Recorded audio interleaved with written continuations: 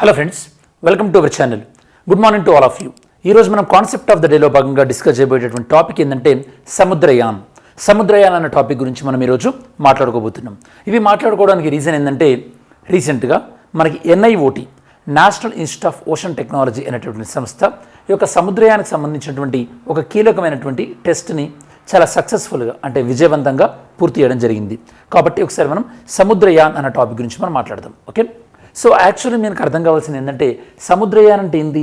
సముద్రయాన్ అంటే మనకి ఒక సముద్రం లోపలికి అంటే ఆల్మోస్ట్ ఆల్ మనకు ఒక 6000 మీటర్స్ లోపలికి వరకు కూడా అంటే అంత లోపలికి వెళ్ళి ఆ లోపల మనకి ఎలాంటి మినరల్స్ దొరుకుతున్నాయి లేదా అక్కడ ఏవి ఉన్నాయి మనకి, ఓకే, అక్కడ లైఫ్ ఎలా ఉంది అని ఎక్స్ప్లోర్ చేయడాన్ని అలా అక్కడ పరిశీలించే మిషన్ మనకి సముద్రయాన్ అనమాట. దీని పేరు ఈ యొక్క సముద్రయాన్లో మనం 6000 మీటర్ వెళ్తున్నాము. మనం వెళ్ళేటటువంటి ఎక్విప్మెంట్ ఏదైతే ఉండదో ఇది మనకి రౌండ్ ఎక్విప్మెంట్ ఉంది కదా, దీని పేరు మనం మత్స్య 6000 అంటున్నాం. మత్స్య 6000 ఎందులో భాగం? ఇది సముద్రయాన్లో భాగం అనమాట. ఇక మీరు చూసినట్టయితే కనుక ఇందులో ఆల్మోస్ట్ ఒక 3 మెంబర్స్ వరకు వెళ్ళొచ్చు గ్రౌండ్ లోపలికి 6000 మీటర్స్. దాంతోపాటు ఈ యొక్క అంటే మొత్తం అంటే ఆల్మోస్ట్ 12 అవర్స్ వరకు కూడా అంత 6000 మీటర్స్ లోపల అంత లోపల 12 అవర్స్ వరకు ఉండొచ్చు. ఎమర్జెన్సీలో సుమారుగా మనకి 96 అవర్స్ వరకు కూడా వాళ్ళు ఉండొచ్చు. ఓకే, ఇట్లాంటి డీప్ సీ ఓషన్ మిషన్ ఏదైతే ఉందో మనలాగా సముద్రయాన్ మిషన్ని ఇదివరకు సక్సెస్ఫుల్గా కండక్ట్ చేసినటువంటి countries USA, France, Japan, Russia, China, Australia. Okay, already 6 countries ఉన్నాయి. India is going to be the 7th country. ఇది మనకు సక్సెస్ఫుల్గా ఫినిష్ అయిపోతాయి అన్ని అంటే మనం అనుకున్నట్టు అయితే కనుక ఒక సముద్రయానికి ఈ సముద్రయాన్ అనేది ఎందులో భాగం? డీప్ ఓషన్ మిషన్ అనే దాంట్లో భాగం.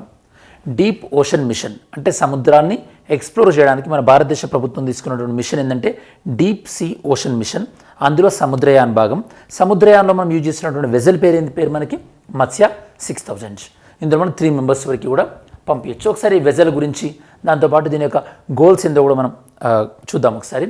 నేను కిందాక చెప్పినట్టు ఇందులో 3 మెంబర్స్ని పంపించవచ్చు అని చెప్పాను కదా. అందులో ఒక పైలట్ ఉంటారు, 2 సైంటిస్టులు ఉంటారు అనమాట. 2 సైంటిస్ట్ దే కెన్ గో. ఎన్ని అవర్స్ వరకు వాళ్ళు స్పెండ్ చేయొచ్చు? ఆల్మోస్ట్ ఒక 12 అవర్స్ వరకు కూడా స్పెండ్ చేయొచ్చు. ఓకే, దాన్ని మనం ఎమర్జెన్సీ టైంలో ఈవెన్ 96 అవర్స్ వరకు కూడా దాన్ని మనం స్టే చేయవచ్చు. మరి యొక్క సముద్ర యొక్క భూభాగంలో ఎట్లాంటివి మనం మెయిన్గా వేటిని గురించి మనం పరిశీలించబోతున్నాం? ఆల్మోస్ట్ ఆల్ వీటిని మనం ఏమంటామంటే పాలీమెటాలిక్ నాడ్యూల్స్ అంటారనమాట. అంటే ఇవి కొన్ని మెటల్కి సంబంధించినవి, మిక్సింగ్ ఆఫ్ మెటల్స్ ఉంటాయి. వాటిని మనం ఎక్స్ట్రాక్ట్ చేసిన తర్వాత అంటే వాటిని మనం ఎక్స్ప్లోర్ చేసి మైనింగ్ చేసిన తర్వాత వాటిని మనం ఎక్స్ట్రాక్ట్ చేయవచ్చు. అవి మనకి నికెల్, మ్యాంగనీస్, కాపర్, కోబాల్ట్ ఇవన్నీ కూడా అంటే ఈ మినరల్స్ని మనం ఎక్స్ప్లోర్ చేయొచ్చు. యాక్చువల్గా ఈ వీడియోలో మీకు ఇంకో విషయం ఏం తెలుస్తుంది అంటే ఇలా మనం ఇండియన్ ఓషన్లో ఎక్స్ప్లోర్ చేయాలంటే మనకి ఈవెన్ పర్మిషన్ ఇవ్వాల్సినటువంటి అథారిటీ ఉంటుంది అనమాట. అంటే ఇండియన్ ఓషన్లో ఏ ప్రాంతంలో ఎవరెవరు ఇట్లాంటి ఎక్స్పెరిమెంట్ చేయొచ్చు, అలానే ఏ మినరల్స్ ఎక్స్ప్లోర్ చేయొచ్చు అనేవి కూడా మనకి ఒక పర్టికులర్ అథారిటీ అనేది పర్మిషన్ ఉంటుంది. మనకు ఆల్మోస్ట్ ఆల్ మనకి ఇండియన్ ఓషన్లో around 75,000 square kilometres international water international వాటర్లో మనకి పర్మిషన్ వచ్చింది. మనకి అంటే సముద్ర మట్టం నుంచి దూరంగా వెళ్తున్న కొద్దీ టెరిటోరియల్ వాటర్ ప్రాదేశిక జలాలు, దాని తర్వాత ఎక్స్క్లూజివ్ ఎకనామిక్ జోన్, దాని తర్వాత ఇంటర్నేషనల్ వాటర్ అంతర్జాతీయ జలాలు ఉంటాయి. ఇంటర్నేషనల్ వాటర్లో మనకి 75,000 స్క్వేర్ కిలోమీటర్ అనేది మనకి అలొకేట్ చేసుకోవడం జరిగింది. సో ఈ డీటెయిల్స్ అనేవి కూడా మనం చెక్ చేద్దాం. ఫస్ట్ ఈ ఇన్స్టిట్యూట్ ఏ ఇన్స్టిట్యూట్ దీన్ని టేకప్ చేసింది? National institute of ocean technology వాళ్ళు సక్సెస్ఫుల్గా ఈ యొక్క సముద్రయానికి సంబంధించినటువంటి ఒక ఫేజ్ని ఫినిష్ చేశారనమాట. మరి ఈ కాంటెక్స్ట్లో మీకు తెలియాల్సింది ఏంటంటే ఫస్ట్ ఆఫ్ ఆల్ మనకి 12 నాటికల్ మైల్స్ ఉండేదాన్ని మనం ఏమంటాం? టెరిటోరియల్ వాటర్స్ అంటాం. బేస్ లైన్ నుంచి ఆ 12 నాటికల్ మైల్స్ నుంచి అప్ టు 200 నాటికల్ మైల్స్ దీన్ని మనం ఎక్స్క్లూజివ్ ఎకనామిక్ జోన్ అంటాం. Exclusive economic zone. దాని తర్వాత ఇక్కడ నుంచి మనకి డీప్ సీ ఓషన్ లేదా ఇంటర్నేషనల్ వాటర్ లేదా హై సీస్ అంటారు అనమాట. ఇంటర్నేషనల్ వాటర్ అంతర్జాతీయ సముద్రాలు, అంతర్జాతీయ జలాలు. మనకి అంతర్జాతీయ జలాలు అని అంటున్నాం కదా. ఈ అంతర్జాతీయ జలాలను నియంత్రించేటటువంటి చట్టం ఏంది? ఓకే, ఐక్యరాజ్య సమితి ఈ యొక్క ఇంటర్నేషనల్ వాటర్స్ పైన దాన్ని ఎలా యూజ్ చేసుకోవాలి, అక్కడ నావిగేషన్ ఎలా ఉండాలి అన్న కాన్సెప్ట్స్ పైన ఒక కన్వెన్షన్ తీసుకొచ్చిందనమాట ఐక్యరాజ్య సమితి UNO. మరి ఆ కన్వెన్షన్ పేరు ఏం పేరు? ఆన్సర్ చేయడానికి ట్రై చేయండి. సరే, ఇప్పుడు మనకి NIOT వాళ్ళు టెస్ట్ చేశారు కాబట్టి ఫస్ట్ NIOT సంస్థ గురించి మనం తెలుసుకుందాం. National institute of ocean technology. దీన్ని మనం 1993లో ఎస్టాబ్లిష్ చేశారు. ఇది ఒక ఆటోనమస్ సొసైటీ అనమాట. ఏ మినిస్ట్రీ కింద పనిచేస్తుంది? మనకి ఇది మినిస్ట్రీ ఆఫ్ ఎర్త్ సైన్సెస్ పరిధిలో పనిచేస్తుంది. ఈ యొక్క సంస్థ యొక్క హెడ్ క్వార్టర్ వచ్చేసి మనకి చెన్నై.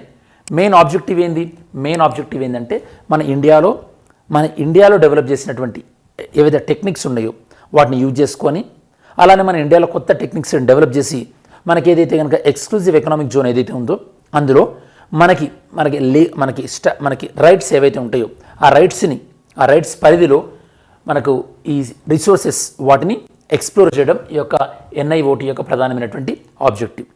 ఇది ఏ మిషన్లో భాగం? సముద్రయాన్ అనేది మనకి ఇండియా యొక్క first manned ocean mission, first time మనిషిని పంపించడం, సేమ్ లైక్ గగనయాన్ లాగా అనమాట. గగనయాన్ వచ్చేసేమో మనకి స్పేస్లోకి, ఇది వచ్చేసి మనకి సముద్రంలోకి. దీనికన్నా ముందు ఇట్లాంటివి అంటే ఇంత డెప్త్లో ఇలా మనకి మనుషుల్ని పంపించినటువంటి కొన్ని కంట్రీస్ ఏంటి?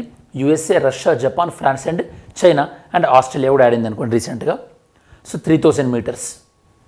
ఇది మనకి బ్లూ ఎకానమీ అంటే యొక్క మనకి సముద్రం అంటే ఓషన్ వాటర్స్ ఉంటుంది కదా, దాన్ని మన ఎకానమీ కోసం యూజ్ అయ్యేలా చేసుకుంటే దాన్ని మనం బ్లూ ఎకానమీ అంటన్నమాట. మరి యూరోపియన్స్ మన ఇండియాకి వచ్చినటువంటి యూరోపియన్స్ ఎక్కువగా మనకి blue sea water policy, okay, blue water పాలసీని ప్రధానంగా డిపెండ్ అయ్యారు. బ్లూ వాటర్ పాలసీని ప్రధానంగా ఫాలో అయినటువంటి యూరోపియన్స్ ఎవరు? ఆన్సర్ చేయడానికి ట్రై చేయండి. ఇది మనకి ఆల్మోస్ట్ ఆల్ అంటే ఈ ఎక్స్ప్లోరేషన్ కానీ డీప్ సీ మైనింగ్ కానీ ఫస్ట్ మనకు అనుకున్నటువంటి టార్గెట్ 2022, ఇది మనకు ఆల్మోస్ట్ 2024 ఎండింగ్ కల్లా ఇది మనకి ఫైనల్ ఈ యొక్క ఫామ్లోకి వచ్చేటువంటి అవకాశం ఉంది. సముద్రయాన్ మిషన్ మనం ఆల్రెడీ డిస్కస్ చేసాం. దీనికి మంత్రిత్వ శాఖ ఎవరు? Ministry of earth sciences. దీనికి అలొకేట్ చేసినటువంటి ప్రాజెక్ట్ ఎంత? 4,077 crores. ఓకే, దీన్ని మనం 5 years 2021 నుంచి 2024. ఇందులో మళ్ళీ మన ఫేజ్డ్ వైజ్ మనము 2,800 crores ఖర్చు చేయబోతున్నాము. ఓవరాల్గా మిగతా అంశాలు అంటే మిషన్ ఒకటే కాకుండా మిగతా లాజిస్టిక్స్ అన్ని ఖర్చు కలిపి 4,077 crores. సముద్రయానంలో పాల్గొనేటువంటి సంస్థలు ఏవేవి ఉన్నాయి మనకి? Indian space research organisation ISRO వాళ్ళు, Indian institute of tropical meteorology Pune, defence research development organisation DRDO. Okay, రీసెంట్గా DRDO గురించి మనం దివ్యశక్తి, ఓకే, సో దివ్యాస్త్ర అన్న మిషన్ గురించి కూడా మనం DRDO గురించి మాట్లాడుకున్నాం. అలానే సరే ఇందులో మనం యూజ్ చేస్తున్నటువంటి ఈ యొక్క అంటే వెసల్ ఏంది మనకి? మత్స్య 6000. ఓకే, ఈ మత్స్య 6000 అనేది అంటే మన సముద్రం మట్టంలోనికి 6000 మీటర్ల లోపలికి వెళ్ళి తట్టుకోగలగాలి అంటే మీనింగ్ ఏంది? అది ఏ మెటల్తో తయారు చేసి ఉంటుందో ఒకసారి చూద్దాం. మనకి దీన్ని డెవలప్ చేసింది ఎవరు? NIOTCM, national institute of ocean technology వాళ్ళు. వీళ్ళు ప్రధానంగా ఏ మినరల్స్ని ఎక్స్ప్లోర్ చేయబోతున్నారు? Nickel, cobalt, rare earth, manganese. వీటిని వీళ్ళ యొక్క డీప్ సీలో ఎక్స్ప్లోర్ చేయబోతున్నారు అనమాట. లాంచింగ్ ఎప్పుడు? 24 to 25. స్టార్ట్ అయింది మనకు 21-22లో స్టార్ట్ అయింది మనకి, ఇందాక మనం మాట్లాడుకుంటూ. ఓకే, సో 21-22లో స్టార్ట్ అయింది, 24-25లో మనకి లాంచ్ అవుతుంది. సో ఇప్పటి వరకు సక్సెస్ఫుల్గా ఎక్స్ప్లోర్ చేసినటువంటి countries USA, Russia, Japan, France and China. Beyond 5,000, below 5,000 అయితే కనుక ఆస్ట్రేలియా కూడా ఉంది మనకి. మత్స్య 6,000 మనకి international seabed authority. Okay, international seabed authority వాళ్ళు మనకి నేను మీకు ఇందాక చెప్పినట్టు ఈ యొక్క ఇండియన్ ఓషన్లో మనకు కొద్దిగా ఏరియా అలొకేట్ చేశారన్న కదా, 75,000 square kilometers మనకి సెంట్రల్ ఇండియన్ ఓషన్ బేసిన్ ఇక్కడ మనకు అలొకేట్ చేశారనమాట. ఇక్కడ మీరు ఎక్స్ప్లోర్ చేసుకోవచ్చు అని చెప్పేసి వీటిని ఈ యొక్క పాలీమెటాలిక్ మాడ్యూల్స్ని మనం ఎక్స్ప్లోర్ చేసుకోవచ్చు అని మనకు పర్మిషన్ ఇచ్చారు. దాని పరిధిలోకి ఎలాంటి ఈ యొక్క ఓషన్ యొక్క ఎలాంటి బయోడైవర్సిటీ దెబ్బతినకుండా, ఎందుకంటే UNO వాళ్ళు ఒక టార్గెట్ పెట్టుకున్నారు. ఏంటి? 2030 కల్లా సముద్రాల్లో ఉన్నటువంటి 30% అంటే 2030 కల్లా 30% ఆఫ్ ద ఓషన్లో మనకి 30% ఆఫ్ ద బయోడైవర్సిటీని మనం కాపాడుకోవాలని చెప్పేసి. సో దాన్ని దృష్టిలో పెట్టుకొని మనం ఈ యొక్క ఎక్స్ప్లోరేషన్ చేసుకుంటాం అనమాట. మరి ఒక మత్స్య 6000 దేనితో నిర్మించడం మనం? టైటానియం హల్. ఈ యొక్క ఎందుకు ఇంపార్టెంట్ ఇది టైటానియం అనేది? ఎందుకంటే మనకి ఇది 6000 meters డెప్త్లో ఉన్నప్పుడు అంత ప్రెషర్ని హోల్డ్ చేయాలంటే ఖచ్చితంగా ఒక స్ట్రాంగ్ మెటల్తో బిల్డ్ చేయాల్సి ఉంటుంది. 6000 అంటే టైటానియం హెల్తో మనం చేస్తాం. ఇందులో మనకి 3 people వెళ్ళొచ్చు. నేను చెప్పినట్టుగా 2 scientists ఉంటారు, దాంతోపాటు ఒక 2 scientists దాంతోపాటు ఒక నావిగేటర్ ఉంటారు అనమాట. ఇది మనకి ఓవరాల్గా మత్స్య 6000 ఎలా బిల్డప్ అయింది. దాంతోపాటు మనకి ఈ యొక్క సముద్రయాన్ మిషన్ గురించినటువంటి ఇన్ఫర్మేషన్, దాంతోపాటు యాక్టివ్ పార్టిసిపెంట్ ఎవరు సముద్రయాన్ మిషన్లో.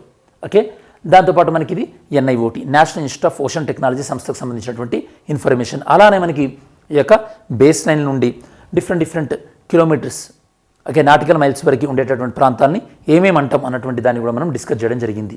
ఇది మనకి ఓవరాల్గా ఈ యొక్క సముద్రయాన్లో భాగమైనటువంటి ఒక పార్ట్ ఒక ఫేజ్ ఏదైతే ఉందో ఆ సక్సెస్ఫుల్ అయినటువంటి నేపథ్యంలో సముద్రయాన్ అన్నటువంటి టాపిక్ సంబంధించినటువంటి సమగ్రమైన విశ్లేషణ. Thanks for watching this video. Have a great day. జై హింద్.